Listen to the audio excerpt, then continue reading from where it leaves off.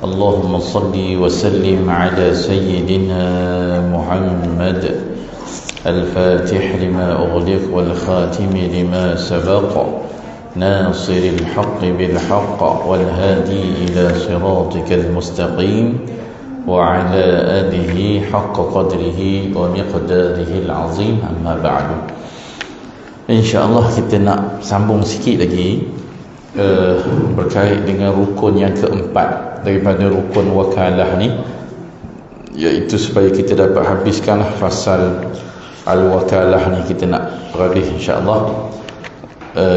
Paling kurang kita dapat habiskan dulu yang berkait dengan rukun yang wajib, insyaAllah. Boleh? Bismillah. Rukun yang keempat. Rukun keempat, perkara yang diwakilkan. Perkara yang diwakilkan ialah urusan yang akan dilakukan oleh wakil bagi pihak pewakil.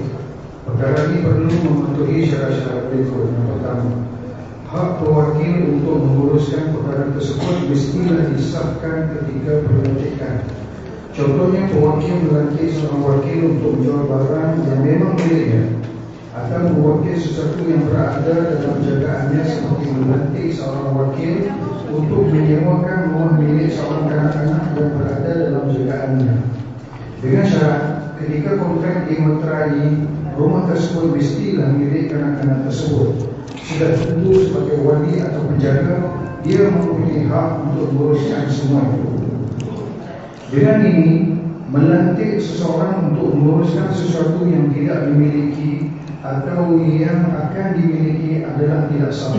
Contohnya, melantik seseorang untuk menjual rumah milik seseorang rakan, melantik seseorang untuk menjual rumah milik Zaid yang akan dibeli, atau melantik seseorang untuk menceraikan seorang wanita yang bakal dikahwini. Semua pelantikan sebagai wakil ini tidak sah. Ini kerana pewakil sendiri tidak mempunyai sebarang kuasa untuk menjalankan sendiri urusan tersebut. Jadi bagaimanakah dia dapat melatih orang lain untuk melakukannya? Baik. Jadi perkara rukun yang keempat, iaitu perkara yang diwakilkan. Yakni perkara yang diwakilkan ialah urusan yang akan dilakukan oleh wakil bagi pihak pewakil. Jadi antara syarat-syarat dia kata hak pewakil untuk menguruskan perkara tersebut mestilah disahkan ketika pelantikan. Contohnya, pewakil melantik seorang wakil untuk menjual barang yang memang miliknya, atau mewakil sesuatu yang berada dalam jagaannya, seperti melantik seorang wakil untuk menyewakan rumah milik seorang kanak-kanak yang berada di bawah jagaannya. Dengan syarat ketika kontrak dimeterai, rumah tersebut mestilah milik kanak-kanak tersebut. Jadi maksudnya syarat pertama ni, tuan-tuan, dia kata bila kita nak wakilkan sesuatu hak kepada seseorang, ketika lafaz kontrak wakil yang kita buat bahawa barang tu memang betul-betul di bawah pemilikan kita lah, di bawah jagaan kita. Kita nak wakilkan orang supaya jual kereta, kena pastikan kereta yang kita nak suruh orang jual tu mesti kereta kita lah. Ketika kontrak dimeterai, tak boleh saya wakilkan awak untuk jual kereta yang akan saya beli. Kereta tak ada lagi. Ketika kontrak itu sedang berlangsung, barang tu belum lagi disahkan. Maknanya mesti ada syarat barang tu hak dia dah, dan di bawah kuasa dia. Kalau bukan hak dia pun di bawah kuasa dia. Macam tadi lah, dia kata nak suruh orang uruskan, mensewakan rumah anak dia. Contoh anak dia tak betul, gila lah, tapi harta tu milik anak dia, dia sebagai penjaga. Suruh orang, saya wakilkan awak supaya uruskan rumah ini. Itu pun okey lah. Itu apa hak yang ada ketika ni? Hak penjagaan. Rumah tu di bawah milik orang yang di bawah jagaan dia. Itu pun tak ada masalah. Yang penting ketika akad dimeterai tu, dia memang ada kuasa lah. Itu penting. Dengan ini melantik seseorang untuk menguruskan sesuatu yang dia tak miliki atau yang akan dimiliki, tak sah. Tak sah. Contohnya, melantik seseorang menjual rumah milik seorang rakan. Dia suruh wakil ke orang, dia nak wakil kau, tolong jual rumah jiran saya. Banyak dah. Banyak dah. Sedap-sedap dia. Rumah jiran dia jual. Kau rumah awak, apa kuasa awak? Tak sah dah. Sakit-sakit hati suruh orang wakil jual rumah jiran dia. Melantik seseorang menjual rumah milik Zaid yang akan dibeli. Tak beli lagi pada Zaid, tapi wakil dah orang suruh jual rumah yang bakal dibeli. Tak sah. Atau melantik seseorang untuk menceraikan seorang wanita yang bakal dikahwini. Nampak? Saya akan berkahwin bulan 2 ni, saya wakil awak suruh cerai isteri saya, awak nak kahwin. Boleh. Tapi mewakilkan orang untuk menceraikan isteri yang telah dikahwini, sah. Wakil orang. Boleh? Sebab apa boleh? Sebab dia memang ada hak untuk cerai ketika itu pun. Maka orang yang boleh untuk dia buat secara langsung, maka dia boleh wakilkan orang untuk buat bagi pihak dia. Boleh. Ini yang bakal dikahwini, itu tak boleh. Baik. Walau bagaimanapun, saya wakil tadi, kalau kita buat apa ni, wakil tu bertindih maksudnya kita ada 2. Awak buat ni, lepas tu awak jual, lepas tu awak buat bertindih. Boleh. Maknanya banyak benda kita wakil. Boleh. Dalam satu akad boleh saya wakil awak untuk buat ini dan buat ini dan buat ini. Boleh. Maka dia boleh tasarruf lah. Dia boleh menguruskan apa yang kita tentukan pada dia tadi. Boleh. Tak ada salah. Ayo. Walau bagaimanapun, jika pewakil melantik seorang wakil untuk menguruskan sesuatu yang bakal dimilikinya, hasil daripada harta yang dimilikinya pada ketika perlantikan tersebut sah. Contohnya, pewakil melantik seorang untuk menjual buah yang bakal dihasilkan oleh pokok-pokok miliknya. Perlantikan ini sah kerana pokok-pokok tersebut adalah miliknya. Demikian juga jika pewakil melantik seorang wakil untuk menjual baju-baju yang dimilikinya, dan baju-baju yang akan dibelinya hasil daripada jualan baju-baju tersebut. Ni orang panggil ni orang panggil macam apa, wakalah secara mutlak lah. Dia kata gini, jika pewakil melantik seorang wakil untuk menguruskan sesuatu yang bakal dimilikinya, yang terhasil daripada harta yang dimilikinya pada ketika pelantikan, maka pelantikan itu sah. Contohnya contohnya gini, pewakil melantik seorang untuk menjual buah yang bakal dihasilkan oleh pokok-pokok miliknya. Pelantikan ini sah kerana pokok-pokok tersebut adalah miliknya.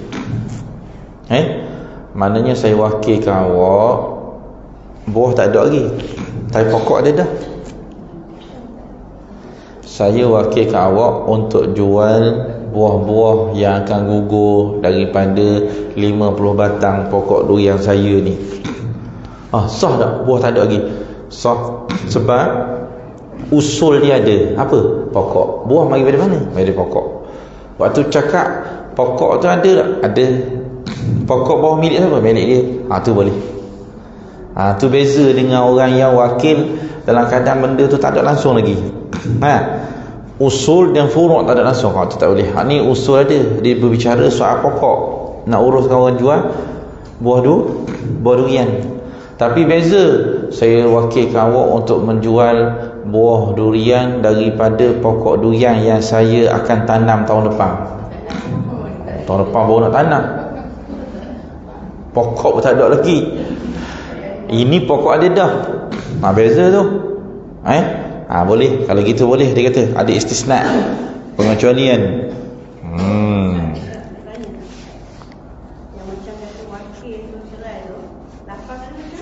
Wakaf maknanya diwakaf. Maknanya saya mewakili daripada suami awak menceraikan awak. Menceraikan awak. Dah dia wakil gitu. Cari wakil yang molek lah. Dia bagi talak 3, rupanya dia nak je anak. Tapi kalau dah ada mutlak kan, dia wakilkan, jadi dia yang wakil. Baik. Okey. Lagi? Dengan itu, sah melantik seorang sebagai wakil untuk menjual sesuatu yang belum dimilikinya ketika pelantikan, tetapi adalah hasil daripada sesuatu yang telah dimilikinya. Sekiranya pewakil melantik seseorang untuk menjual sesuatu barang dan hasil jualan tersebut akan digunakan oleh wakil untuk membeli barang lain bagi pihak wakil, pelantikan sebagai wakil pembelian ini sah menurut pendapat yang paling sekiranya dengan itu sah melantik seorang sebagai wakil untuk menjual sesuatu yang belum dimiliki ketika pelantikan, tetapi adalah hasil daripada sesuatu yang telah dimiliki. Nampak? Okey. Sekiranya pewakil melantik seorang untuk menjual sesuatu barang dan hasil jualan tersebut digunakan oleh wakil untuk memberi barang lain oleh pihak wakil, pelantikan tersebut wakilnya sah. Macam gitu. Saya wakilkan awak untuk jual handset saya ni, dah hasil dia tak ada lagi hasil, dah hasilnya saya wakilkan awak untuk beli handset lain. Sah tak? Sah. Hasil yang nak dibuat oleh wakil untuk beli handset lain tak ada lagi, tapi berasal daripada handset yang telah dimiliki yang bakal dijual. Yang tu pandangan yang paling masyhur, hukum dia sahih. Ayo. Menurut barang yang diwakilkan mestilah diketahui walaupun dari beberapa aspek sahaja. Dengan ini risiko akan kekurangan dan ketidakpastian tentang salah satu aspek barang tersebut akan dihapuskan. Walau bagaimanapun, keseluruhan aspek barang tersebut tidak disyariatkan untuk diketahui kerana susah untuk berbuat demikian. Tambahan lagi, perwakilan disyariatkan kerana keperluan. Oleh itu beberapa kelonggaran perlu diberikan. Contohnya, pewakil berkata, saya wakilkan kepada anda untuk menjual harta-harta, melunaskan hutang-hutang dan menuntut semula simpanan saya. Pelantikan ini sah walaupun jenis harta, hutang dan piutang, simpanan dan penjagaan simpanan tidak diketahui. Ini kerana urusan ini membabitkan risiko yang rendah dan beberapa aspek daripada perkara yang diwakilkan telah diketahui. Maknanya barang yang nak diwakilkan tu mesti diketahui, tapi tak payah ketahui secara detail. Wakil ni boleh min ba'dil wujuh, maknanya daripada beberapa sudut. Tak perlu nak meliputi semua sudut, nak kena detail. Saya nak wakilkan awak jual, kalau ada orang kata saya wakilkan awak untuk menjual barang-barang saya, itu pun boleh dah sebenarnya. Boleh dah. Sah dah, dari segi sah lah. Kalau dia nak detailkan lagi lepas pada tu, dia detail lah. Tapi dari segi akad tu, lafaz tu sah. Barang-barang saya maksudnya dari segi satu sudut tahu dah barang dia. Walaupun sudut yang diketahui itu sudut yang umum. Okey. Okey lagi? Soalan sikit. Ya. Macam wakil ni, sejauh mana wakil dia boleh berurusan? Sejauh mana, sampai mana dia boleh? Dia sampai bila-bila, selagi dia tidak dihentikan, dihalang. Dia boleh batal kontrak wakalah ni kan. Sekali maksudnya bila dia itlak tu, dia sentiasa uruskan, berpeluang untuk menjual, membeli, tetapi sehinggalah dibatalkan kan, dia fasakh dia. Maknanya saya batal, kamu bukan lagi wakil saya. Dah tak boleh. Ayo. Walau bagaimanapun, jika pewakil berkata saya wakilkan kepada anda semua urusan saya, ataupun pewakil berkata saya serahkan kepada anda segala-galanya, ataupun pewakil berkata anda adalah wakil saya, oleh itu uruskanlah mengikut kehendak anda. Semua pelantikan ini tidak sah kerana risiko dalam perwakilan begini adalah terlalu tinggi dan perkara yang diwakilkan terlalu kabur. Oh, yang tu tak boleh. Yang tu sebab tak ada langsung diikat dengan sesuatu pengenalan. Nah, maknanya anda lah wakil saya untuk apa urusan pun. Ush, bahaya, risiko, tak sah lah. Untuk apa saja urusan. Dia pergi cerai bini kita, dia pergi jual kereta kita, dia pergi jual rumah kita. Tak boleh, jadi tak sah. Jangan terus sangat. Tak boleh. Apa saja urusan saya, awak wakil saya. Jangan. Tak sah tu. Tak sah pun. Jadi kalau dia pergi cerai juga tak sah lah. Jadi kontrak dah tak sah dah. Saya memang wakil tu tak boleh. Sebab tu tak sah wakilkan untuk semua benda, tak sah. Saya serahkan kepada anda segala-galanya. Tu lafaz saya wakilkan anda semua segala urusan saya. Anda adalah wakil saya, oleh itu uruskanlah mengikut kehendak anda. Oh, baik sungguh. Uruskanlah mengikut kehendak anda. Tak boleh. Itu sebab dia tak jelas dari segi sudut-sudut tertentu, terlalu umum. Maknanya terlalu umum yang mengakibatkan risiko yang tinggi. Jadi ini bermakna apa yang dikenali pada hari ini sebagai perwakilan am adalah tidak sah kerana risikonya cukup nyata. Ada kalanya tindakan wakil tidak bertepatan dengan apa yang dikehendaki oleh pewakil. Termasuklah sekiranya pewakil berkata, saya wakilkan penjualan sebahagian harta saya kepada anda, sedangkan harta yang ingin dijual ini tidak dinyatakan dengan tepat. Pelantikan ini tidak sah kerana konsep yang terlalu kabur dan terlalu berisiko. Itu semua yang konsep-konsep yang tidak sah lah. Dia Syekh ada sebut di sini berkait dengan hari ni, konsep hari ni orang kata wakalah amah, wakalah perwakilan yang umum. Tak boleh tu, tak ada dalam Islam. Tak ada orang dia boleh uruskan, menyerahkan perwakilan kepada seseorang untuk semua urusan dia. Tak boleh. Tak sah wakalah amah ni. Wakalah amah dia lesen besar. Dia mewakili daripada syarikat ke apa. Tak mungkin gitu. Awak buatlah apa saja bagi pihak syarikat, tak boleh. Kena tentukan awak berjual beli, saya wakilkan awak untuk jual bahagian ejen jualan saja, ejen pembelian saja. Mesti ada sikit khusus, tak boleh terlalu umum. Perkara yang diwakilkan mestilah dibenarkan. Oleh itu tidak sah mewakilkan perkara yang tidak boleh diwakilkan. Ini bermakna tidak sah mewakilkan ibadat yang berasaskan anggota badan, iaitu ibadat badaniyah. Semata-mata seperti sembahyang dan puasa kerana hikmah ibadat-ibadat ini diperintahkan ialah sebagai ujian melawan nafsu. Ini hanya dapat dicapai jika ia dilakukan oleh individu yang diperintahkan sahaja. Walau bagaimanapun sah mewakilkan ibadat-ibadat yang meletakkan perbuatan fizikal sebagai syarat untuk mengerjakannya dan bukannya sebagai syarat wajib, contohnya haji dan umrah. Tetapi dengan syarat pewakil mestilah tidak berkemampuan dari segi fizikal untuk melakukannya. Selain itu, mewakilkan perkara-perkara yang menjadi perintah. Okey, dia kata perkara yang diwakilkan tu pula, syarat yang ketiga, dia mestilah sesuatu yang dibenarkan. Oleh itu tak sah mewakilkan perkara yang tak boleh diwakilkan. Ada benda, bukan semua benda boleh diwakil. Bukan semua benda boleh diwakil. Contohnya dia kata benda yang tak boleh wakil, ibadah badaniyah. Ni tak boleh. Semayang, malas semayang, suruh anak molek mak, suruh anak tolong semayang ke mak, Allah mak tak urut, tak boleh. Mak wakil awak tolong semayang ke mak, tak boleh. Mana boleh. Mak wakil ke awak tolong puasa untuk mak, tak boleh. Mana ada. Sebab itu ibadah badaniyah. Ibadah bukan semua ibadah boleh diganti. Ada ibadah boleh diwakilkan, ada ibadah tak boleh. Seperti dikata ibadah badaniyah semata-mata, semayang, puasa.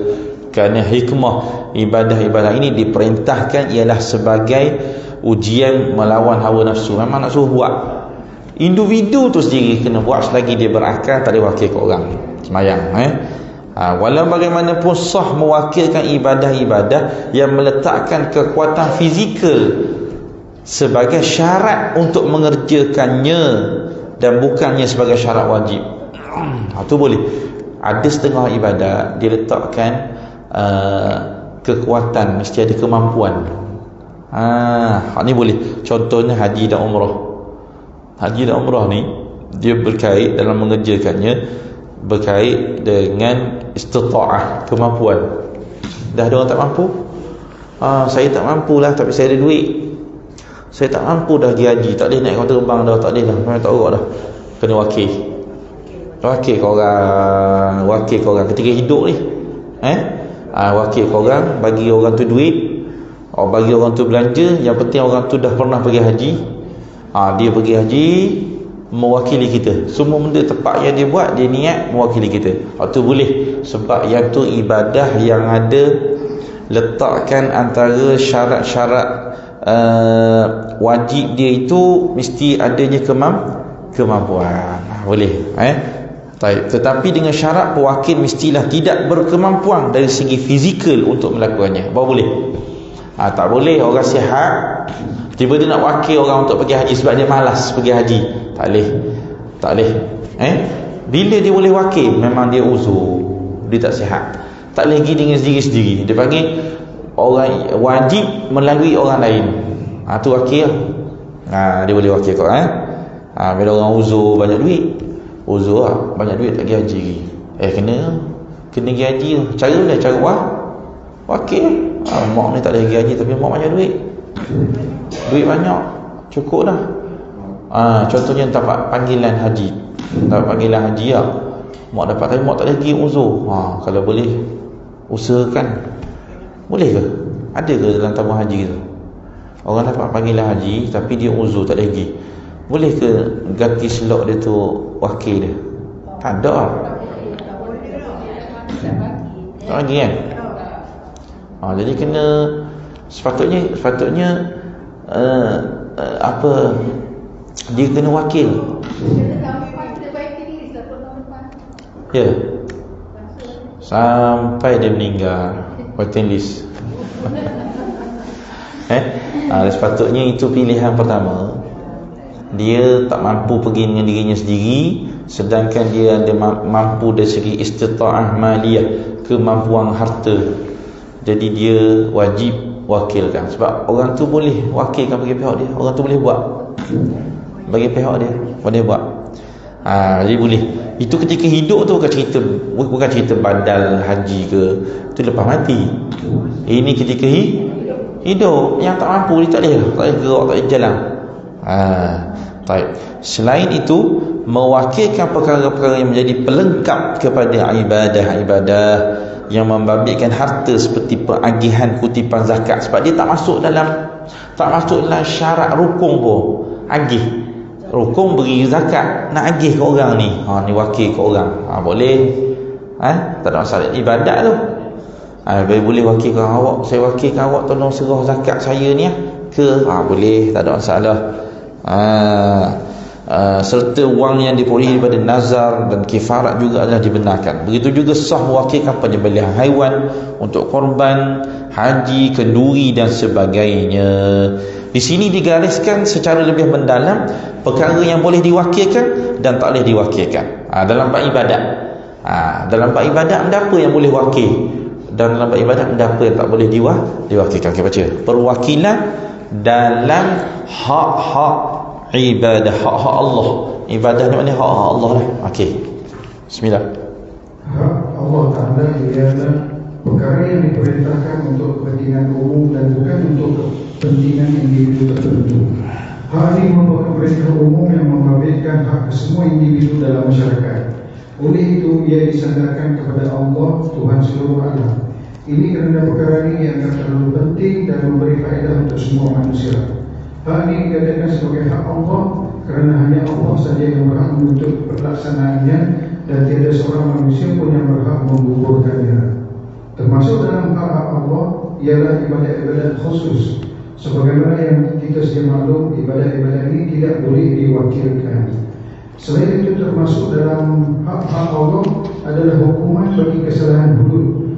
Bagi hukuman-hukuman ini, perwakilan mungkin berlaku dalam aspek pembuktian dan aspek pelaksanaan.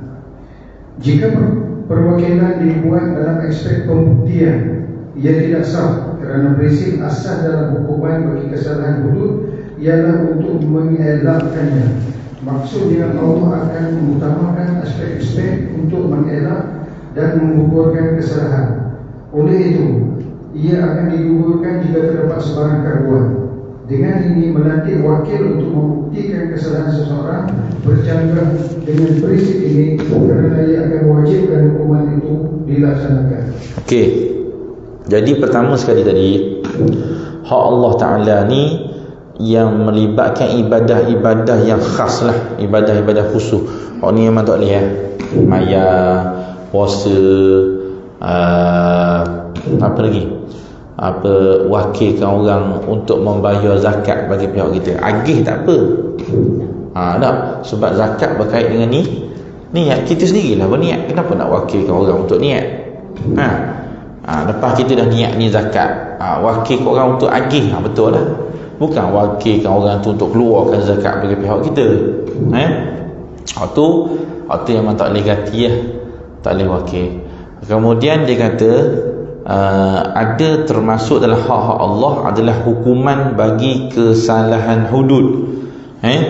Jadi hukuman bagi kesalahan hudud ni, perwakilan mungkin berlaku dalam aspek pembuktian dan aspek pelaksanaan.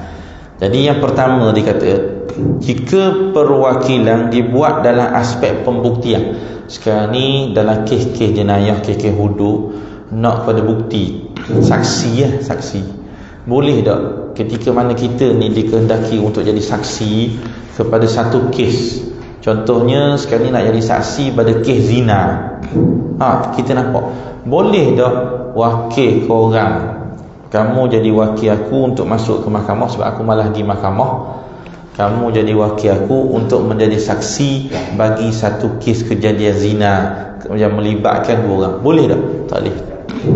Tak boleh. Sebab apa dia ambil illah dia kat sini? Kenapa tak boleh? Dia kata li'anna mabna al-hudud 'ala dar, ay inna syara' yurajjih fiha janib ad-daf' wal isqat fayusqituha li aqalli syubha wa at-tawkil fi itsbatiha yukhalif dhalik. Maksudnya sebab asal hudud ni, dia kata dasar-dasar hudud ni terbina di atas dasar ad-dar, maknanya tinggal, maknanya tak usah cara sangat. Kamu sampai cari saksi untuk nak buktikan, kamu sampai cari saksi nak jadi wakil kamu supaya membuktikan. Yang ni menyalahi daripada maksud asal. Sebenarnya hukum hudud ni bukan hukum yang nak cari kesalahan orang, bukan. Silap kalau orang faham begitu. Mabna hudud bukan nak cari kesalahan orang, bukan, salah.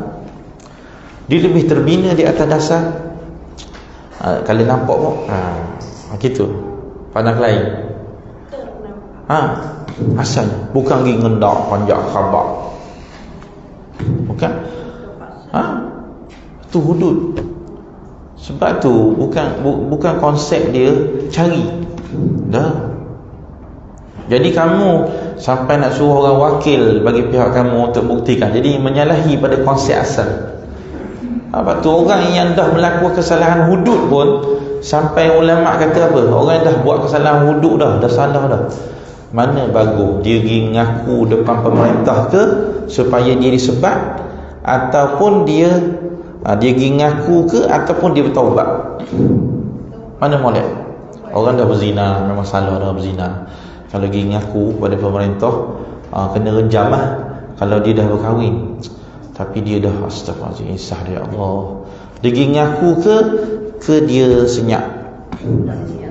Dia tak ngaku, tak suruh ngaku dan bertaubat kepada Allah. Nampak? Bukan ada Kalau ikut dah confirm salah, pergi dah. Sebab tu Nabi SAW sampai bila ada kesalahan hudud, orang mari ngaku ke Nabi, aku telah berzina, siap Nabi ni apa benda ni? Tak kau mau peluk dia je. Nabi pula tak kau mau peluk saja, mau tak zina kau, mau berduaan saja kau. Nabi banyak datangkan kok supaya dia mengubah fikiran. Menunjukkan bahawa hudud ni bukan pergi ke arah pelaksanaan, tapi nak amalkan je. Nak menunjukkan kita beramal dengan undang-undang Islam. Sebenarnya pelaksanaan tu jauh. Payah pensabitan suatu hukuman hudud ni, payah. Kalau ambil zaman sekarang ni, mungkin takkan terlaksana hukuman tu. Sebab dia nak boleh jadi ke disabitkan hukuman tu susah. Mesti tengok dengan mata. Tak boleh tengok CCTV tak jadi. Tak boleh tengok, mesti kena tengok dengan mata. Tengok dengan mata pula bukan tengok dua orang, bukan tengok berduaan dalam bilik. Kita mari, okay, awak berdua, awak berzina. Tak. Mesti masuknya hasyafah dalam faraj. Siapa boleh ngendak siapa gitu. Jadi tak ada lah, kira payah lah. Payah. Lepas tu dia akan gugur dengan apa sahaja syubhah. Syubhah ni tak apa jelas. Gugur terus, takkan jatuhnya hukuman. Kalau macam ada segi kesangsian, kesangsian, kan? Sebab tu dia cuma nak tengok kita ni buat ke tak mau buat. Walaupun sebenarnya pelaksanaan payah, takkan jadi. Orang mencuri kena tengok dulu dia jumpa kat mana, kena tengok dulu dia susah ke tak susah. Mencuri kena tengok berbanyak harta dia, tengok zaman juga. Zaman tu zaman ekonomi sedang merosot, tiba-tiba ada orang mencuri. Tak sama orang mencuri zaman ekonomi sedang pesat. Orang semua okey, kenapa orang mencuri juga? Lain orang mencuri di zaman orang tengah susah, dia ambil kira.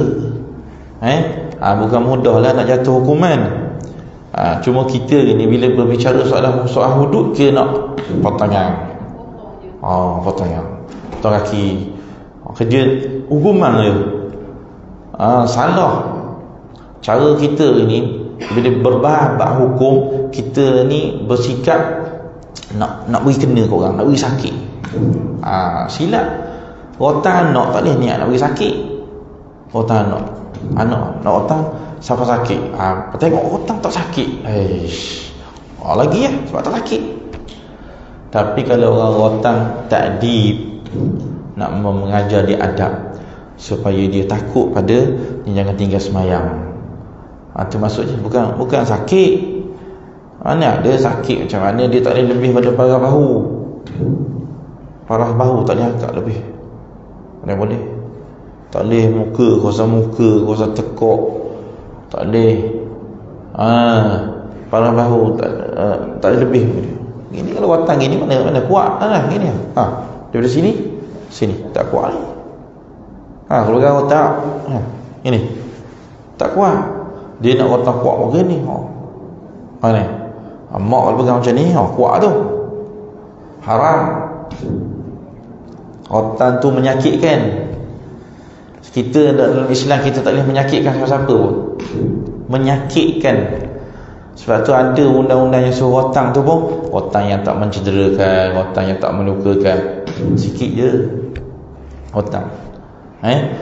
Baik. Kemudian dia kata itu tak boleh. Yang kedua, jika perwakilan dibuat dalam aspek pelaksanaan, ia dibenarkan, dah sah. Contohnya sekarang ni bukan jadi saksi, melaksanakan. Tukang sebab tu orang nak melaksanakan kan. Nabi yang sepatutnya melaksanakan, Nabi wakil orang. Saya wakilkan awak untuk sebab. Boleh ke? Boleh. Tu boleh wakil. Pelaksanaan. Awak tolong sebab. Awak rejam, saya wakilkan awak rejam pesalah zina ni. Saya wakilkan awak tolong sebab ni pesalah meminum arak ni. Tu boleh wakil. Jadi boleh kata umumnya dalam ibadah-ibadah khusus tak boleh wakil, tak boleh ibadat mana boleh? Puasa boleh wakil orang tolong zikir, boleh? Tolong zikir untuk saya, tolong baca Quran untuk saya. Allah senang gitu tak? Kalau main gitu ke, baca Quran pun wakil ke orang. Baca Quran lagi hari ni wakil dah ke anak pagi tadi. Tak boleh, mana boleh? Tolong semain duha sekejap. Anak ramai.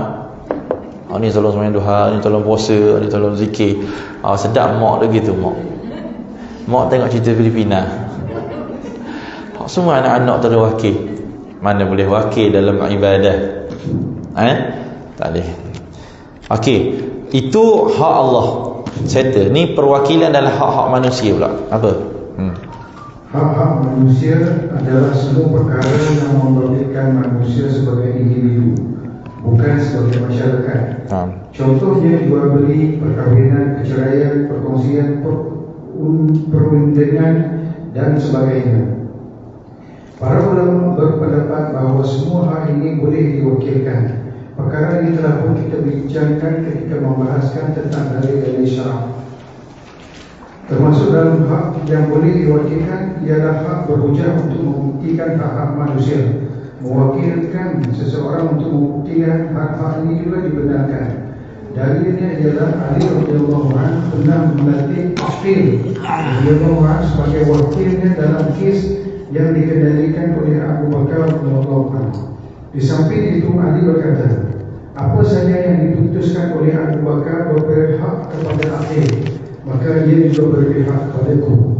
Begitu juga apa saja yang diputuskan tidak berpihak kepada Aqil, maka dia juga tidak berpihak kepadaku. Dalam kes yang dikendalikan oleh Uthman radhiyallahu anhu berkata, Ali radhiyallahu anhu mewakilkan Abdullah bin Ja'far radhiyallahu anhu. Di samping itu Ali berkata, sesungguhnya perbincangan ada banyak perkara yang membebankan dan membawa kepada keburukan yang tidak disukai. Syaitan juga terus sama menghadirinya. Sesungguhnya aku memang tidak suka menghadirinya. Naam. Maknanya dalam bab hak-hak dengan manusia ni tak ada masalah, boleh wakil. Macam kita bincang dah, jual beli, boleh wakil orang supaya beli, boleh wakil orang untuk jual, boleh wakil orang untuk akad nikah, terima nikah, boleh wakil orang untuk menceraikan, boleh wakil orang untuk jadi wakil kita bagi syarikat, kita ada perkongsian. Siapa yang jadi wakil kita, ada seseorang, boleh. Dengan manusia tak ada masalah. Boleh kita wakil ke orang untuk perundingan, untuk nak merunding bagi pihak kita. Boleh, tak ada masalah. Okey. Okey, perwakilan dalam hukum kisah ni, mau ni baca sendiri ya tuan-tuan, baca sendiri ya. Takkan malah baca. Perwakilan dalam persaksian, akad sumpah, nazar, perwakilan dalam lian, qasam, zihar, perwakilan dalam pengesahan, nak mengesahkan sesuatu.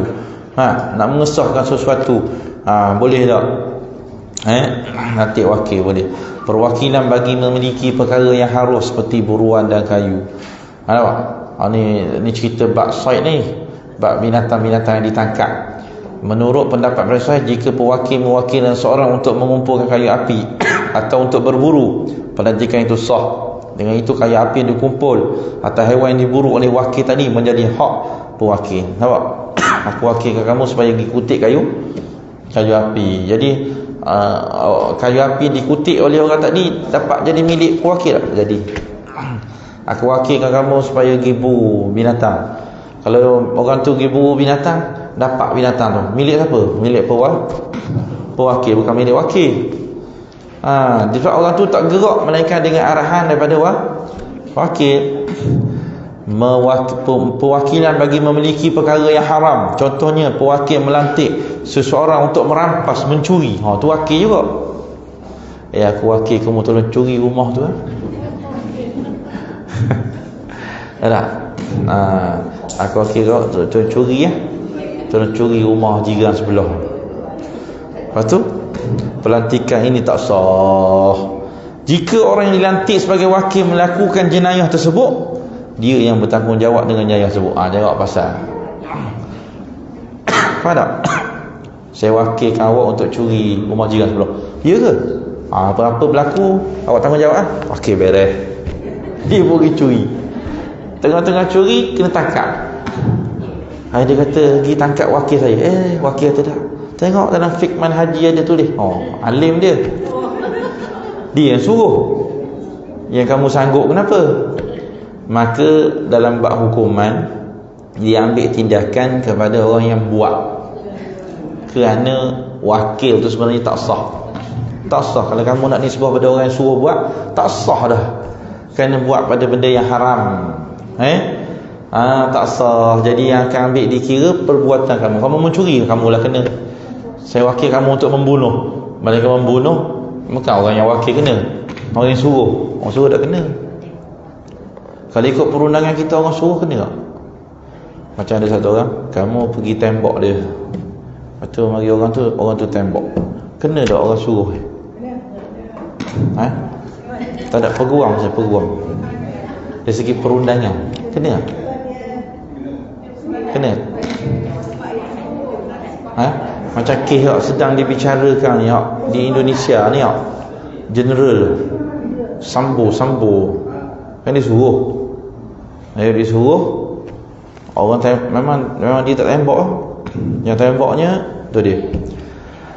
Kalau dari segi syarak, lah, memang yang membunuhnya adalah tu lah. Sebab kalau dia nak salahkan orang wakil dah tak sah. Seawal dia sebut tu tak sah dah. Jadi awak buat juga, memang dia kena. Orang ni dia kena bahagian lain lah. Dia kena bahagian ta'zir ke, penjara ke, apa ke, dari segi Islam. Tapi hukum hudud akan kena pada tu. Qisas akan kena pada orang yang dia sendiri yang yubashir, dengan dia sendiri yang mengepalai ke perbuatan tersebut. Dia kena. Baik. Garis panduan wakil ni pun baca sendiri, tuan-tuan, baca sendiri. Banyak baca sendiri. Garis panduan wakil perbicaraan ni dia ajar je cara guana nak sebut wakil jual beli, perwakilan terhad, kejualan pada pihak yang terdekat. Nampak tu? Ni ada surat 1702. 1702 ni dia kata wakil dilantik untuk menjual sesuatu barang tak dibenarkan membeli barang tersebut untuk dirinya sendiri. Satu, tak boleh. Kita wakil jual jubah, boleh tak kita jual untuk diri kita sendiri? Sebab saya minat juga jubah ni, tapi saya wakil kepada syarikat, dia wakil saya untuk jual jubah tu kepunyaan syarikat. Lepas tu saya berasa saya nak beli jubah ni sebab lawa. Boleh tak saya jual pada diri saya sendiri? Boleh? Tak boleh. Mana boleh? Kalau dia nak beli macam mana? Kena beli dengan siapa? Beli dengan syarikat. Mana boleh? Saya wakil, Hajah Ramlah, saya jual pada kamu. Dia sendiri jual, cakap seorang. Mana boleh? Kena molek dia mungkin jual dengan harga yang murah. Mesti sifatnya gitu. Dia sendiri akan sebut ini diskaun. Dia kata, okey, untuk diri saya diskaun lah. Pandai-pandai letak diskaun. Tak boleh kita bila dia wakil, kita nak jual pada diri kita sendiri. Tak boleh. Satu, tak ada dia apa. Malah dia juga tak dibenarkan membelinya bagi pihak anak kecilnya. Tak boleh. Sekarang ni dia jadi wakil untuk jual jubah ni. Lepas tu dia wakilkan anak dia. Dia kata tak apa, aku beli jubah ni bagi pihak, aku mewakili anak aku. Maknanya wakil dengan wakil dia orang yang sama. Wakil penjual, wakil pembeli orang yang sama. Apa tak boleh. Ini kerana menurut kebiasaan barang ini akan dijual pada orang lain, bukan kepada dirinya sendiri. menjual kepada anak kecil dan tanggungannya sama dah seperti pada menjual pada dirinya sendiri. Jual ke siapa? Jual ke anak. Anak tu bawa tanggungan dia. Kesemua jualan ini tak sah walaupun setelah mendapat kebenaran daripada pewakil, kerana wujud pertembungan antara motif penjual dan sikap penjual nak apa? Nak sikap pembeli nak murah. Nampak? Mana boleh nak untung dengan nak murah duduk pada individu yang sama? Mana boleh? Dia pembeli mesti nak murah. Penjual mesti nak mahal, mesti nak untung. Mana boleh nak untung sikit? Dua-dua tu duduk pada dia. Sekejap dia nak jadi murah, sekejap jadi mahal. Apa dia? Tak boleh. Motif tak kena. Taib. Dia kata walau bagaimanapun wakil dibenarkan untuk menjual kepada selain daripada pihak yang terdekat. Dia kata di sini dengan ini wakil dibenarkan menjual kepada isteri. Boleh jual kepada isteri. Dia wakil, suami punya bisnes ni, wakil syarikat, jual pada dia kata boleh. Adik-beradik dan seumpamanya, ini kerana pihak yang terlibat bukan orang yang sama dan motif mereka tak bertindih. Jual pada isteri pun walau tok laki yang bayar.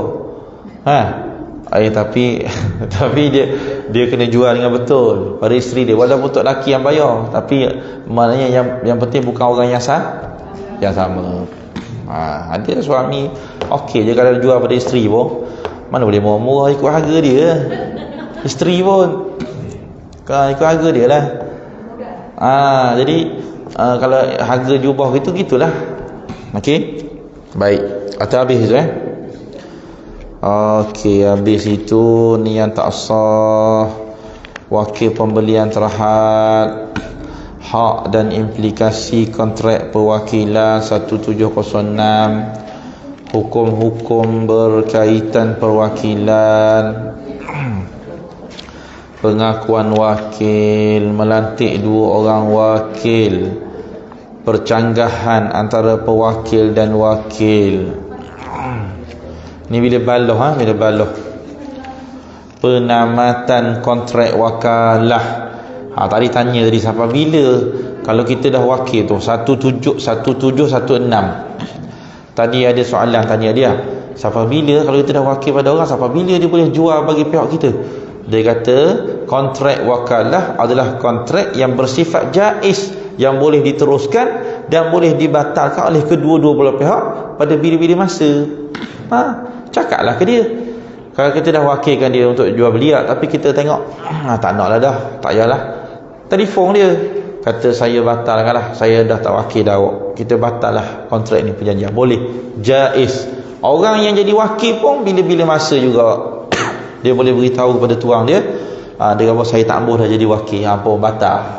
Boleh dibatal. Naam. La ilaha illallah. Lepas tu baru masuk, habis itu masuk bab paksaan. Paksaan ni pun wajah sendiri ya. Wajah sendiri. Ni paksaan. Lepas tu rampasan.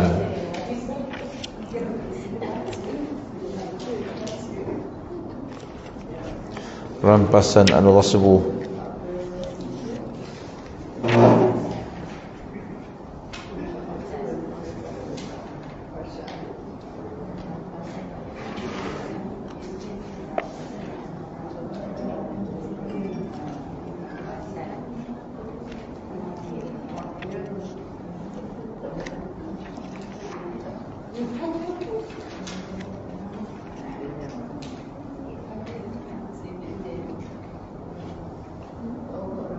Ni bab rampasan ni kita boleh baca sikit insya-Allah.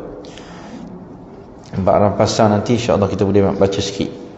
Maknanya kuliah yang akan datang ni masih lagi juzuk 7 lah. Jilid 7. Pasal ada sikit-sikit lagi bab rampasan ni. Sebab benda ni kalau orang buat tanah pokok, apa tanah rampah tanah orang. Jadi apa status? Ada yang berkait dengan masa kini membuat binaan, menanam pokok atau bercucuk tanam di tanah yang dirampas. Tanah orang. Kita tanam pokok, buat bangunan. Tu akan dibahas. Kita akan baca sikit insya-Allah. Wallahu ta'ala a'lamu bis-shawab. Kita habis lagi setengah jam ni, kita nak bahas sikit bab lain lah.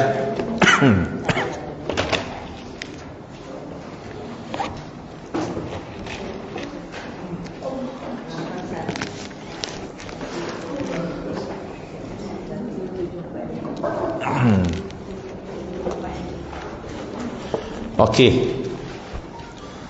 lagi setengah jam ni kita nak bahas sikit bab sembahyang. Kita cerita bab sembahyang ada.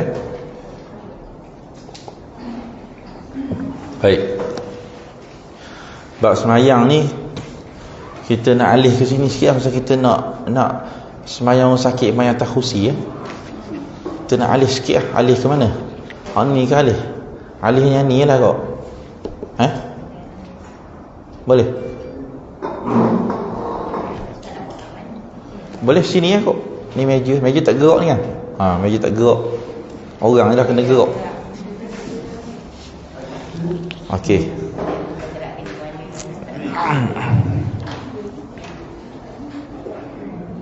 Okey, sini kursi. Okey, kursi ni. Kursi ni boleh.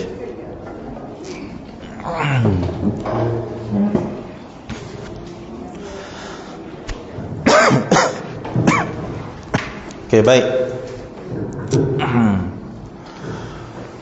Okey, semalam kita dah bincang dah benda ni sebenarnya dekat Afzan. Kebetulan sampai bab tu. Malam tadi. Okey, baik. Ini bab semayang lah. Semayang khususnya semayang atas khusi, bagi orang uzur. Pertama sekali kita kata sembahyang ini macam yang kita bincang dah malam tadi juga kat Masjid Afzan.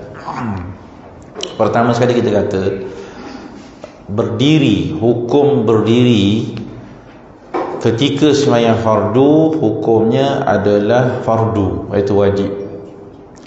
Dan hukum berdiri ketika sembahyang sunat hukumnya sunat. Diri tu. Maknanya dalam bab berdiri ni untuk sembahyang fardu untuk sembahyang fardu hukum dia wajib, untuk sembahyang sunat hukum dia sunat. Maknanya beza bila sebut rukun yang 13 pada sembahyang fardu dan juga sembahyang sunat, bezanya hanya duduk pada berdiri dan duduk. Tu je. Sebab rukun lain kalau tanya sembahyang sunat kena takbiratul ihram tak? Sembahyang sunat kena tak takbiratul ihram? Kena. Sembahyang sunat kena baca Fatihah tak? Kena. Sembahyang sunat kena rokok tak? Kena. Sembahyang sunat kena baca tahiyat akhir tak? Kena. Sembahyang sunat kena sujud tak? Kena, nampak? Sembahyang fardu tambah lagi. Sembahyang sunat sembahyang fardu kena berdiri tegak tak? Ya, kena. Tapi kalau tanya sembahyang sunat kena berdiri tak? Tak, hukumnya sunat. Ada orang sembahyang sunat bila dia sembahyang tarawih walaupun dia larat tapi dia nak duduk, tak ada masalah. Boleh dah dia duduk. Boleh. Awal-awal boleh dah. Tak ada cerita dia takbir sekejap ke apa, tak ada. Kalau sembahyang sunat. Sembahyang sunat sembahyang duha ke, sembahyang apa sekali sembahyang sunat.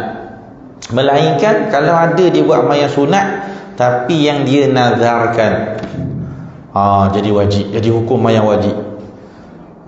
Saya kalau dulu periksa ni Tafaqquh Fiddin ni, saya nak sembahyang duha 40 hari. Kalau dulu dia tahu dah tak dulu, waktu dia berani. Waktu dia berani bernazar. Saya kalau dulu Tafaqquh Fiddin ni dapat cemerlang, dapat pelajar cemerlang Tafaqquh Fiddin Afzan, saya nak sembahyang duha selama 40 hari. Walaupun sembahyang duha tu sunat asalnya, tapi bila dia nazar jadi wajib, maka sembahyang duha wajib diri. Wajib berdiri. Sembahyang duha wajib diri sebab dah jadi wajib. Sembahyang duha. Sembahyang nazar, sembahyang fardu, sembahyang qada, itu semua kategori sembahyang wajib. Sembahyang sembahyang Jumaat dan sembahyang fardu kifayah, iaitu sembahyang jenazah. Itu jadi semua jadi wajib kalau nazar. Dan itu dah afwan, itu semua jadi memang kategori sembahyang wajib sembahyang yang memang wajib berdiri. Kalau sembahyang sunat tak ada masalah, memang awal-awal lagi boleh duduk. Dia boleh duduk walau dia larat. Sembahyang sunat ni duduk boleh. Lepas tu duduk pun malah juga. Duduk pun malah. Ya salah. Ni kritikal. Ustaz saya malah duduk. Lepas tu nak buat mana? Boleh ngiring boleh. Ni orang yang boleh duduk tapi dia malah juga duduk. Okey, dia pun ngiring. Maknanya bawa bantal lah. Sembahyang tarawih tu Allah sedap. Maknanya kita duduk ngiring lambung kanan atau lambung kiri. Tak nak rokok, dia kena bangun rokok. Bangunlah, dia ngiring tak? Duduk sekejap, rokok. I'tidal, sujud, duduk antara sujud kat bawah cerita lepas tu bangun sikit, ngiring balik. Allah malah boleh ngiring walau dia mampu. Cerita tu walau dia mampu. Itu cerita sembahyang sunat. Sembahyang wajib ni, pertama sekali berdiri tu wajib berdiri wajib, mesti wajib diri.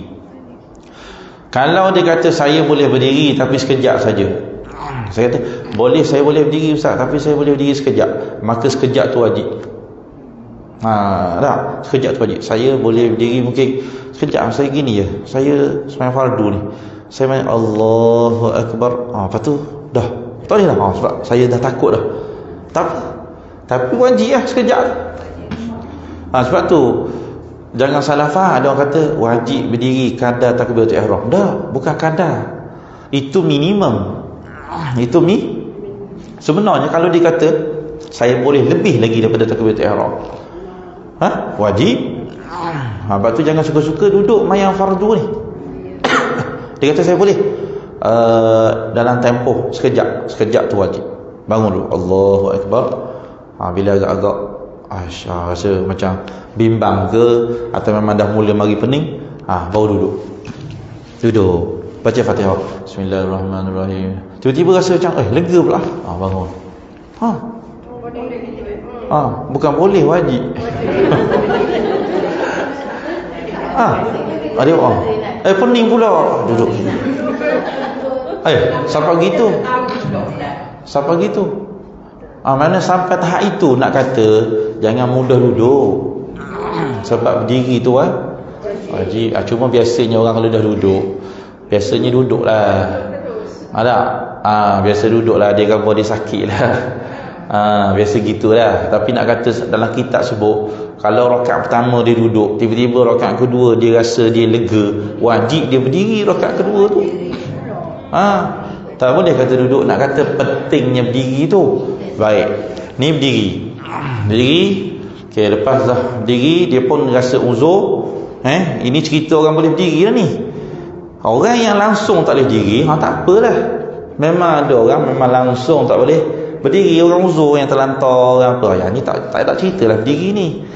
Ini cerita berdiri bagi orang yang mampu. Orang mampu dia ada kok sikit boleh berdiri. Maka dia pun berdiri. Kemudian dia pun duduk. Bagi orang yang tak mampu berdiri tadi, tak mampu itu mesti dah sampai tahap seperti dalam bab tayamum tu. Siapa orang yang dibenarkan untuk tak payah guna air, boleh tayamum je? Siapa? Bahaya yang macam mana? Bahaya nyawa. Mesti nyawa. ataupun bahaya sesuatu yang penyakit itu akan jadi lambat baik. Dia akan jadi lambat baik. Ataupun bahaya yang menyebabkan ada sesuatu masalah yang pada muka dia ke pada tempat-tempat anggota-anggota yang zahir. Yang penting benda-benda yang membahayakan nyawa lah. Mesti bukan boleh duduk gitu je. Ni saya ni kalau berdiri, saya boleh jatuh bahaya.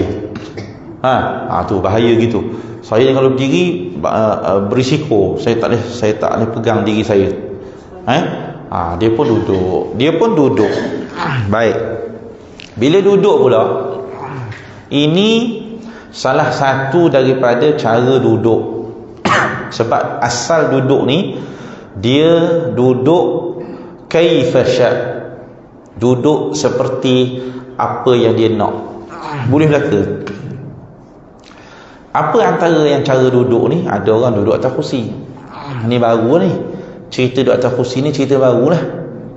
50 tahun lepas tak ada dalam kitab-kitab Arab Imam Nawawi, tak ada duduk atas kursi ni. Ini cerita duduk yang baru. Tapi tak apalah, kita kira dia tu sebagai salah satu daripada cara duduk lah. Sebab dalam kitab sebut yaq'udu kaifa sya', duduklah dia seperti mana yang dia nak, seperti mana yang dia mahu, dia selesa di atas kursi. Tetapi memang Imam Nawawi sebut seafdal duduk adalah duduk iftirash, duduk cara tahiyat awal. Nampak? Tolak dah kursi. Orang kalau ambil afdal, kursi awal lagi tutup. Cerita kursi ni, siapa yang nak kena sembahyang duduk, sama ada dia sembahyang sunat ke ataupun sembahyang fardu ke, moleknya dia memilih duduk yang paling afdal, iaitu duduk yang ada dalam sembahyang. Duduk iftirash, duduk tawarruk ni duduk tahiyat akhir, dan duduk tarabbuk ni maknanya duduk sila. Dan yang selagi dia panggil duduk al-iqa', atau yang disebut al-iqa' ni guna duduk al-iqa' gini. Duduk al-iqa' ni duduk macam ni, duduk di atas dua tumit gini, gitu. Ni orang panggil duduk iqa'. Tumit kita ni gini. Tumit kita ni, kita duduk di atas hujung tumit. Ni orang panggil duduk iqa'. Ini yang panggil iftirash. Ini dipanggil tawarruk. Ini tawarruk. Okey. Jadi yang seafdal duduk adalah duduk iftirash. Tu Imam Nawawi sebut dalam Minhaj. Jadi sebenarnya orang kalau dia pergi kepada yang afdal, iaitu duduk iftirash, sebenarnya selesailah masalah. Tak akan timbul isu lah. Isu ditimbul apabila orang memilih untuk duduk atas kursi. Itu timbul isu. Sebab kalau duduk di bawah, insya-Allah tu asal. Tak ada masalah. Okey? Baik. Bagi orang yang memilih duduk atas kursi, ni yang kita nak cerita kat mana isu dia. Yang orang memilih bila duduk atas kursi ni, okey, dia pun duduk atas kursi. Time rokok, maka dia akan rokoklah. Allahu akbar. Ni tak ada masalah. Adakah orang bila duduk atas kursi ni dia kena rokok macam gini? Tak perlu. Sebab bila duduk atas kursi ni, bererti dia macam duduk bawah Betul? Orang sembahyang duduk bawah, ada tak siapa sembahyang duduk bawah, main rokok dia kena bangun rokok? Ada? Tak, rokok situ Rokok dalam keadaan duduk dia tu lah. Sebab tu kalau duduk atas kursi, kalau rokok, adakah kena bangun rokok? Dah, rokok biasa. Allahu akbar, rokok. Baik. Lepas tu i'tidal. Sami'allahu liman hamidah. I'tidal. Ketikanya lah sampai dipanggil kepada kedudukan sujud. Ketika nak sujud ni, Sami'allahu liman hamidah, Rabbana lakal hamd. Nak sujud pula. Jadi nak sujud, kebanyakan orang bila main atas kursi ni, dia hanya akan isyarat saja. Ni kebanyakan. Ni yang kesalahan besar. Kesalahan bab sembahyang atas kursi ni adalah ketika mana dia nak sujud. Itu sebenarnya isu besar main atas kursi ni, sujud bab sujud. Sebab kebanyakan orang kalau kita tengok hari ni, Bila nak sujud, dia akan isyarat juga, Allahu Akbar. Dia kata kita rendahkan sikit kepala kita daripada paras kepala ketika rakaat. Allahu Akbar. Ni masalah. Ini masalah. Sebab kita kata dah tadi, sujud hukumnya wajib, baik sembahyang fardu atau sembahyang sunat. Yang isu tak wajib, berdiri duduk je. Beza sembahyang fardu, sembahyang sunat pada berdiri dan pada duduk. Sembahyang fardu wajib berdiri, sembahyang sunat berdiri. Tapi sujud, mana ada isyarat. Sembahyang sunat, sujud tetap kena mengikut kepada terma dan syarat sujud. Terma dan syarat sujud dah dibahas dah dalam banyak kitab, iaitu kita kena letakkan 7 anggota sujud. Mana 7 anggota sujud ni? Gini, tak ada. Mesti letakkan dahi. Tak, itu cerita. Itu yang kita cerita fasa pertama ni. Kita cerita yang isu sembahyang atas kursi ni apa? Tak cukup lah. Kalau tanya gini, tak ada dahi, tak ada tangan, tak ada 2 lutut, tak ada perut, jari-jari kaki. Itu isu dia. Tak ada. Kemudian syarat sujud juga dia tak tinggikan. Syarat sujud mesti punggung lebih tinggi daripada paras kepala. Yang tu juga tak terjadi. Jadi kebanyakan orang, kita cerita ni, orang bila sembahyang duduk atas kursi, sama ada dia sembahyang fardu atau sembahyang sunat, bila time sujud dia hanya mengisyaratkan saja. Itu masalah. Dia hanya Allahu Akbar. Buat gini je. Allahu Akbar, duduk antara sujud, duduk atas kursi. Sujud yang kedua, Allahu Akbar. Ni yang isu dia. Jadi isu ni sepatutnya kita perlu tanya dulu orang yang sembahyang atas kursi ni, awak boleh tak sujud? Kalau sekiranya awak duduk di bawah, awak boleh sujud tak? Sebab kau tanya, Haji sembahyang atas kursi, Haji buat isyarat gini je. Baik, Haji boleh sujud tak? Boleh Ustaz. Cuma yang tak boleh ni pasal duduk atas kursi ni. Sebab apa tak boleh? Sebab duduk atas kursi. Sebab bila duduk atas kursi, nak pergi sujud tu jadi jaraknya jauh. Ni nak pergi terjun bawah ni, jauh ni. Jauh. Allah, ni jauh. Allah. Ni jauh ni. Ni jauh. Gini. Jauh. Duduk antara 2 sujud. Allah. Akbar. Oi, jauh. Letih Sujud pula. Allah. Jauh. Jadi kenapa awak tak boleh sujud? Sebab yang kalau kita tanya dia, kalau awak duduk bawah, kalau asalnya kalau tinggal kursi, pergi kepada asal, tinggal kursi, duduk macam ni, boleh sujud tak? Boleh. Ni siapa-siapa pun boleh ni. Kalau duduk macam ni, Allah dekat, tak ada masalah, boleh sujud. Jadi ketika inilah isu sembahyang atas kursi ni, kita kata kebanyakan orang sembahyang atas kursi ni menjadikan dia tidak boleh sujud.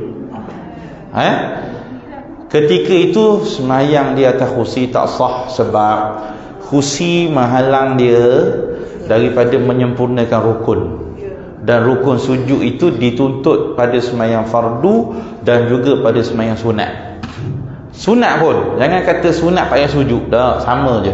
Fardu dengan sunat kedua-duanya wajib untuk adanya rukun sujud.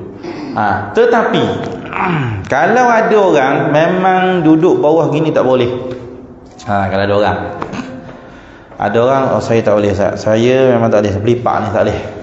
Orang tua lah, saya tak boleh ni, masalah gauk sini, gauk belakang. Boleh. Semua go out lah, biasa gauk ni go out. Biar sakit lah. Awak kalau duduk bawah pun awak tetap tidak boleh sujud. Mana ada orang gitu, duduk bawah pun memang tak boleh lah, pasal dia tak boleh berlapik. Jadi orang macam ini, orang yang seperti ini, ada situasi dia kalau duduk bawah pun tetap tak boleh sujud juga. Maksudnya dia kalau duduk bawah pun mungkin dia terpaksa isyarat juga, ataupun dia langsung tak boleh duduk langsung. Ketika ini barulah ulama kata bolehlah untuk dia mengisyaratkan, sebab dia kalau duduk bawah pun dia tetap tak boleh sujud. Jadi ketika itu bolehlah dia duduk isyarat je lah, sebab saya kalau duduk bawah pun isyarat juga. Jadi duduk di atas pun isyarat juga. Barulah boleh sujud dalam berisyarat saja. Allahu Akbar. Syarat di sini kalau orang sujud secara isyarat ni satu je, iaitu nak pastikan sujudnya lebih rendah daripada rakaat. Yang tu je. Itu isyarat dia. Dia tak ada dah 7 anggota sujud, tak ada dah, pasal dia uzur. Tak perlu lah 7 anggota sujud, punggung lebih tinggi pada kepala. Tak payah lah. Yang penting kepala ketika sujud kena lebih rendah daripada kepala ketika rakaat. Allahu Akbar. Gitu. Kalau rakaat Allahu Akbar sama dengan paras lutut. Ketika sujud sami Allahu liman hamidah, Allahu Akbar. Rendahkan lagi kepala ketika sujud melebihi daripada paras lutut. Ini cerita siapa ni orang boleh isyarat ini? Orang yang kalau duduk bawah pun dia tetap tidak boleh sujud. Tapi kebanyakannya kita tengok siapa yang duduk atas kursi memang dia akan isyarat saja sujud. Itu yang kebanyakan. Orang tanya orang, sebenarnya orang tu sihat je. Walaupun dia boleh sujud Macam mana? Walaupun dia boleh sujud tapi dia buat isyarat juga. Lah, itu yang tak sah. Kebanyakannya boleh kita kata macam tu lah. Banyak kebanyakannya orang ni dia bila dah semayang atas kursi memang gitu je lah. Itu bukan semayang. Sedap dah terawih macam ni. Gini sikit je. Gitu je. Itu bukan semayang tu. Kalau dia rokok dia berdiri juga. Dia semua dia berdiri, tetapi sujud tu dia tak boleh nak. Sama lah. Itu cerita. Ya, tadi cerita orang yang duduk sebab dia tak boleh berdiri. Tapi kalau orang boleh berdiri, ada orang dia boleh berdiri tetapi dia tak boleh sujud. Dia tak boleh bawah, dia tak boleh duduk bawah. Tadi lah masalah dia tadi memang dia langsung tak boleh duduk bawah. Langsung. Jadi wajib semayang dia berdiri. Rokok pun berdiri. I'tidal. Sujud isyarat lah.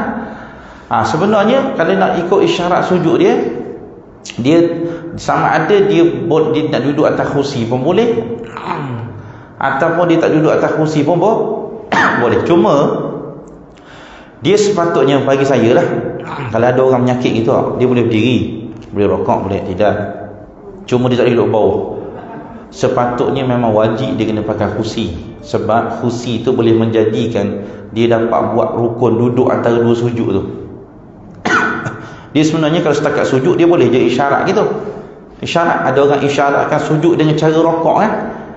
Boleh je. Allahu Akbar begitu. Tapi sebenarnya tak ada masalah. Kita tengok benda tu teknikal saja.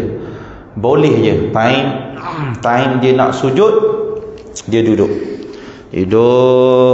Dan dia turun duduk tu bagi membolehkannya sujud. Kena faham. Bukan dia duduk tu sebab rukun duduk. Duduk tu bagi tujuan untuk dia nak sujud. Bukan dia duduk nak tambah rukun. Kan? Maknanya dia sediakan kursi, waktu nak sujud dia pun sujud. Buat isyarat. Sebab dia seolah-olah dia ada kursi ni, macam seolah-olahnya dia itu masih boleh duduk lah, tapi duduk dengan cara atas kursi. Gitu. Jangan kosok kata duduk atas kursi tu sebab itu adalah rukun tambahan. Jangan. Duduk tu bagi tujuan nak membolehkan dia nak mengisyaratkan sujud. Apa tu? Itu fleksibel. Maksudnya kita nampak benda tu teknikal. Ada orang kata tak boleh. Ada. Dia kata tak boleh. Tanya orang yang boleh berdiri, tanya nak sujud dia tak boleh duduk. Dia kena sujud dengan cara rokok. Ada sebut dalam kitab, memang ada sebut dalam kitab, tapi ada sebahagian ulama dia takwil. Siapa dia orang yang kena sujud cara rokok ni? Dia adalah orang yang memang langsung tak boleh duduk, atas kursi pun tak boleh. Contohnya ada orang lah, dia ni Penuh ni bawah ni, apa ni? Apa bisu, penuh. Sini ada 20, sini ada 20. Bisu. Penuh, sepenuh-penuhnya. Macam mana sembahyang? Kalau tanya, macam mana? Memang dia ni tak boleh langsung mudah cerita. Nak berdiri kat lutut pun tak boleh. Sini 20, sini 20. Lutut dua-dua gaul. Aduh, teruk dia ni. Okey, baik. Dia sembahyang macam mana? Okey, mesti diri. Betul. Rokok macam mana? Gini tak ada masalah. Rokok. I'tidal, sami Allah yang hamidah. Sujud. Nampak? Sujud macam mana sujud? Nak duduk atas kursi tak boleh. Pak bisu pernah 20. Ketika itulah dikatakan sujud dia kena gaya macam rokok tapi rendah lagi. Jadi ada orang takwil, ada orang kata yang kata kena buat sujud cara rokok itu adalah bagi orang yang memang langsung tak boleh tu. Kalau dia boleh duduk atas kursi ni, ini tak apalah. Patutnya dia duduklah untuk membolehkannya memberi isyarat pada sujud. Kemudian duduk balik, duduk tu pun memang dapat wajib. Itu panggil duduk antara dua sujud. Jadi cerita orang tak boleh sujud langsung. Tak boleh duduk langsung. Rokok macam ni dah. Sami Allahu liman hamidah. Sujud tak boleh duduk. Sujud dengan cara rokok, rendahkan lagi. Gitu. Jadi duduk antara dua sujud macam mana? Diri lah. 20, 40. Mana duduk antara dua sujud? Tak ada maknanya. Allahu Akbar. Gini sujud kedua. Allahu Akbar. Apa tu? Allahu Akbar. Gitu. Jadi ada orang melihat pandangan tu. Itu kalau dia boleh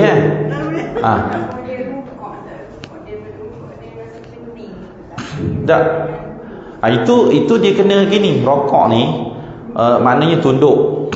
Rokok ni maknanya tunduk. Jadi kalau orang tak boleh rokok sempurna, dia kena rokok sekurang-kurang. Rokok yang kita buat selama ni sempurna. Sekurang-kurang rokok sebenarnya, kalau ikut akal rokok, kalau orang tunduk, kalau dia jumpa tangan ni kena kat lutut dia. Gini. Rokok dah ni. Tapi ni akal, ni sekurang-kurang nampak. Tangan saya dah kena ke lutut. Maknanya belum gini lagi. Ini orang panggil sekurang-kurang rokok. Gini. Kalau satu orang dia tunduk, kalau dia depa tangan sampai ke lutut dia. Baru gini dah rokok dah. Ada orang kalau dia uzur, pening ke, dia tunduk sikit. Allah sami. Ada tamak ninah sikit. Boleh. Selagi boleh dia buat.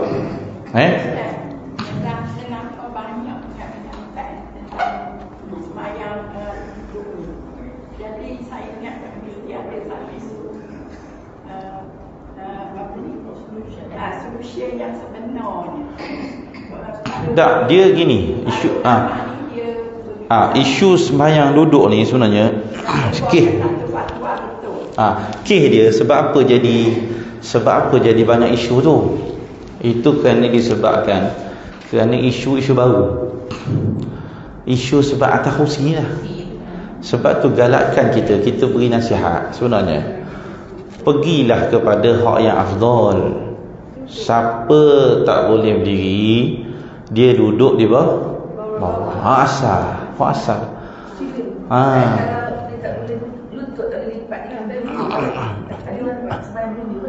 Boleh? Boleh? Maksudnya dia sembahyang berlunjur boleh. Kemudian ada satu orang, ini satu lagi isu saya tak sebut dia.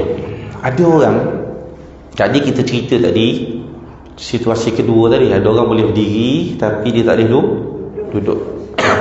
Macam mana pula ada orang dia boleh berdiri dan dia boleh duduk, tapi kalau dia berdiri, mulakan sembahyang dengan berdiri, dia rokok, i'tidal, dia turun sujud,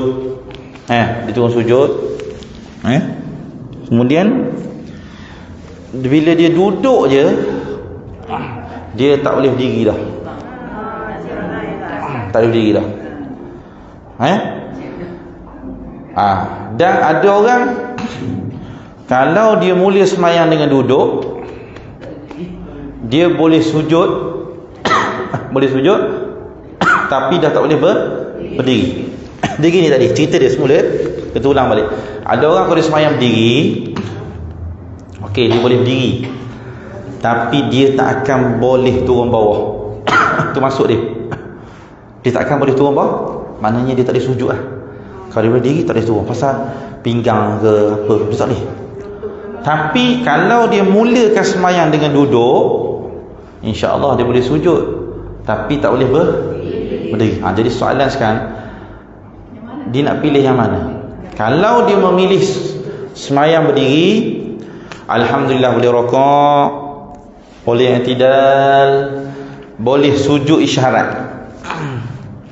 Syarat je boleh. Tetapi boleh, insya-Allah saya boleh sujud ustaz, boleh. Tapi saya kena mula sembahyang daripada duduk.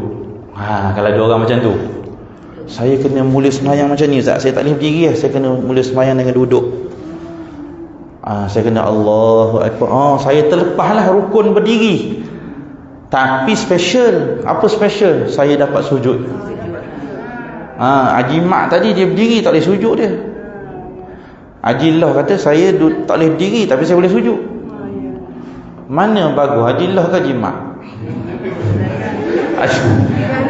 Haji Allah. Haji Allah ni dia kekurangan dia terlepas rukun berdiri. Tapi dia boleh sujud lah. Sujud sempurna. Haji Allah. Haji Mak dia kelebihan dia dapat berdiri, tapi dia tak dapat sujud. Dia boleh sujud isyarat lah. Jadi dalam situasi ni ramai juga orang situasi ni sebenarnya. Dia nak kena pilih hak mana? Maka Ibnu Hajar sebut dalam Tuhfah, orang kalau ada penyakit gini wajib dia kena pilih mula dengan duduk.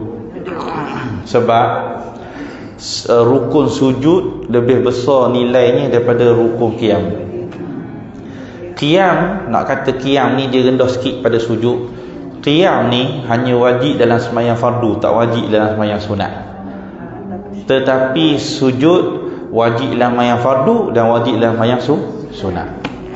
Jadi kena tanya tu. Kalau ada orang tadi dia kata saya tak boleh duduk. Awak tak boleh duduk sekiranya awak mari daripada arah berdiri. Tapi kalau awak memang duduk dah, mungkin awak boleh sujud. Jadi tak apa, awak terus duduk supaya awak boleh dapatkan sujud.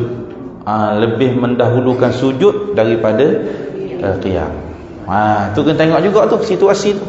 Saya tanya, contoh saya sendiri, saya sebenarnya tak kursi, tapi saya cuba saya boleh sujud, tapi saya tak boleh duduk macam ustaz duduk tadi. Boleh tak saya bersila? Boleh. Cuma saya nak tahu, bila saya bersila, saya nak sujud balik, saya tak boleh duduk tarik akhir macam tu. Boleh tak saya duduk? Maknanya boleh. Boleh. So saya nak pilih mana? Saya nak pilih sembahyang berdiri atau sembahyang duduk? Okey, mungkin gini, kalau daripada berdiri tadi kan, dia boleh sembahyang berdiri, boleh rokok, boleh i'tidal. Lepas tu bila turun ke bawah, kepala lutut tak boleh nak ni. Apa tu? Jadi bila mana kalau turun bawah tu, kalau terus ubah kedudukan menjadi bersila boleh lah? Boleh tak? Bersila, bila turun bersila dan sujud. Boleh? Boleh. Tak ada masalah. Lepas tu kalau dia mampu, kalau dia mampu rakaat kedua pun untuk bangun lah. Lepas tu ulang balik. Mana itu dipanggil diubah lah. Sepatutnya dia duduk iftirash, duduk. Tapi dia boleh tukar pada duduk kan, semua boleh duduk boleh. Duduk ni, duduk sila boleh. Duduk sila ni panggil tarabbuk. Tapi memang tak boleh langsung mana kepala lutut tu maknanya duduk sila. Duduk sila. Sujud. Lepas tu sila balik, sujud. Lepas tu Bangun. Sebab itu maksudnya orang tu orang yang dia boleh ya. Dia boleh walaupun nampak sukar, tapi dia masih boleh bersujud. Boleh.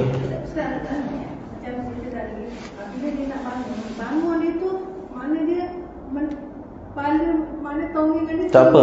Tonggeng ke atas, tonggeng ke bawah. Tak ada masalah. Tak ada. Memang tak, daripada bersila tak, nak betul tu. Memang jenuh.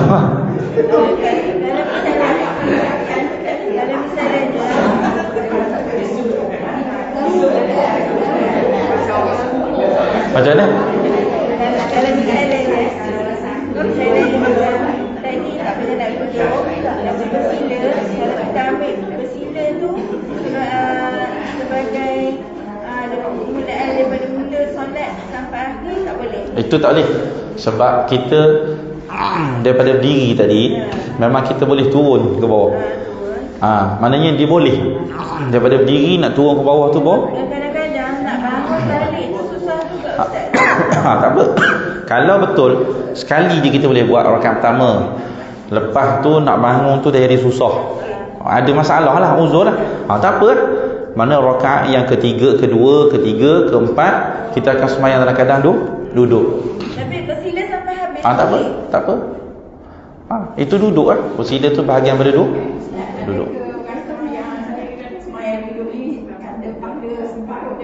Tak ada. Dia akan dapat pahala penuh kalau dia duduk tu kerana uzur. Dia yang separuh ni, hak yang sihat ni. Hak sihat tu duduk. Kalau ngiring lagi kurang pahala. Sebelum membolehkan kita sembahyang duduk, ada tahap-tahap dia yang disarankan untuk jalan. Okey. Kita boleh lagi cari dinding untuk sandar sikit. Okey. Tapi kita boleh berdiri perbuatan masih sepenuhnya. Tapi kita kena ready untuk sandar sikit. Ya, boleh. Dia kata selagi ada benda yang boleh kita usahakan untuk kita berdiri, tu benda tu kita kena usahakan. Tapi dinding pun payah agak dinding. Hari-hari cari dinding ni pun jadi maksudnya tengoklah, tengok keadaan. Ada sekali tu kita dapat sembahyang betul tepi dinding. Dapat. Tapi tak ada lah kita kata wajib awak setiap kali sembahyang kena cari dinding. Tak. Kadang-kadang meringankan kita, tiba-tiba kita sembahyang kat dinding, memang boleh sangat lah. Kita berpaut kat tingkap ni memang boleh. Jadi boleh.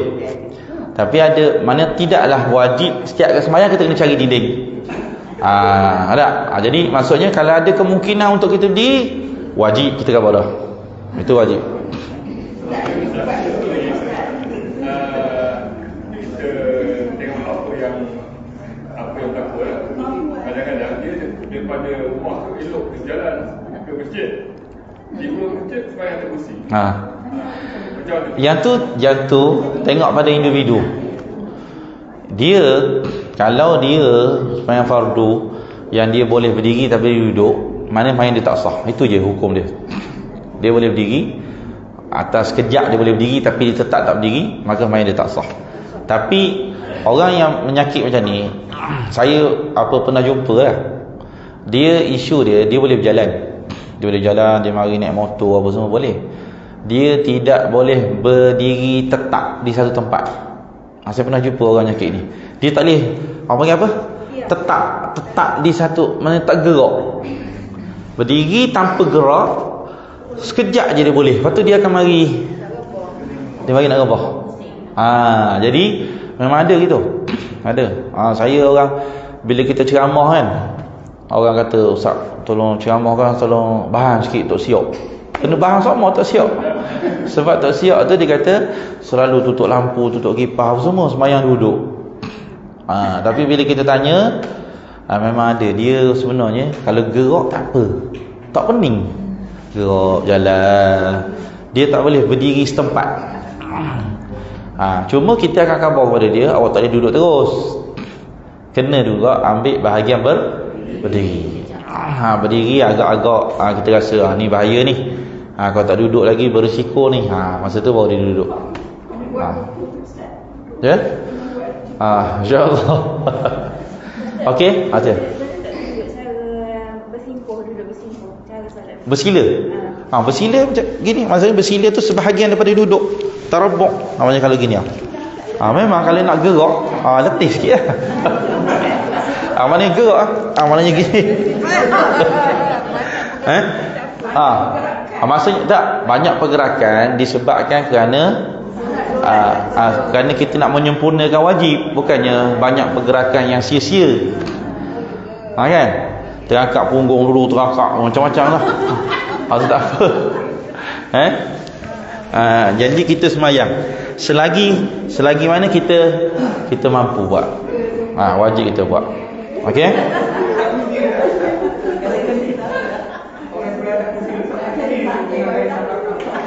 Sah. Okey, sah pun kita dah jawab dah semalam. Sah ni bukan satu isu besar. Jadi kalau sah ni dia betul-betul berdiri atas sah orang semayang, yang ada orang semayang macam ni kan, dia kursi atas sah, yang ni bagus dari segi apa? Bagus dari segi dia tak ganggu sah yang belakang. Kalau dia tak kat belakang ni, orang berdiri sini, dia akan berdiri lurus tapi dia boleh mengganggu orang belakang. Jadi kalau dia dekat depan ni, walaupun dia waktu takbir tu dia berdiri depan sikit pada orang, tak ada masalah sebab dia uzur. Yang penting dia masih lagi belakang tak imam. Itu penting. Masih lagi belakang, jangan depan, dia lain dah. Yang penting dia masih lagi belakang imam. Kalau dah kata saya duduk depan tak imam ni, tu awak ni tak hidup lah ni. Jadi dia bukan isu besar lah. Dia duduk di tengah. Ataupun dia ambil. Tak, maknanya dari segi molek memanglah kan. Kalau dia duduk di tengah, sah dia tak sama dengan orang kan. Jadi memang moleknya dia ada tempat khusus lah. Kalau kita pergi kat Jenderam, Yayasan Al-Jenderam ni bila malam-malam maulid orang ramai, dia orang akan letakkan orang kursi ni khusus. Kawasan ujung tu biasanya macam gini program tepi ni geng kursi je. Parking ada, parking OKU, soft OKU. Maksudnya tak kisah letak mana. Sebab apa? Ni kursi, belakang dia kursi. Memang geng kursi dia letak setempat. Jadi sebenarnya hak tu lah bagus kan. Ada tempat soft-soft yang khusus untuk orang yang dalam keadaan keuzuran. Baik. Wallahu ta'ala. Ya.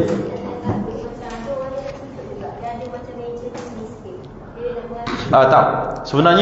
Sebenarnya tak wajib pun. Orang yang memang dia boleh sujud isyarat, mana dia tak boleh sujud bawah lah cerita lah. Dia hanya boleh sujud isyarat. Wajib tak didatangkan sesuatu supaya dia tetap boleh sujud? Tak wajib. Cukup dengan isyarat tu. Bismillahirrahmanirrahim. Allahumma faqihna fid din, Allahumma faqihna fid din, Allahumma zidna ilma warzuqna fahma, Allahumma zidna ilma warzuqna fahma, Allahumma zidna ilma warzuqna fahma, اللهم افتح علينا فتوح العارفين، اللهم ارزقنا فهم النبيين، ربنا آتنا في الدنيا حسنة وفي الآخرة حسنة وقنا عذاب النار، وصلى الله على سيدنا محمد وعلى آله وصحبه وسلم، والحمد لله رب العالمين.